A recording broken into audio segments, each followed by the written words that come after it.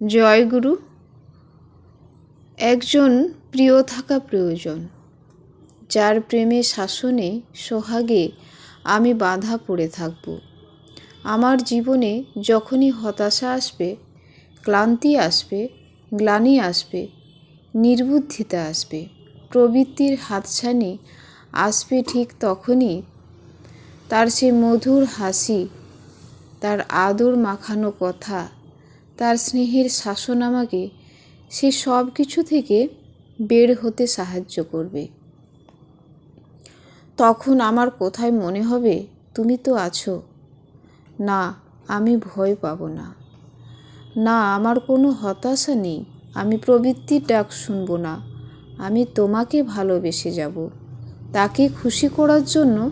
তখন আমি পাগল হয়ে উঠি। জগতের কোনো খারাপই তখন আমার কিছুই ক্ষতি করতে পারে না। আমি তারও হয়ে উঠি। তিনিই আমার মালিক, আমি তারই সেবক। পরম পূজ্যপাদ শ্রী শ্রী আচার্যদেব। জয়গুরু বন্দে পুরুষোত্তম।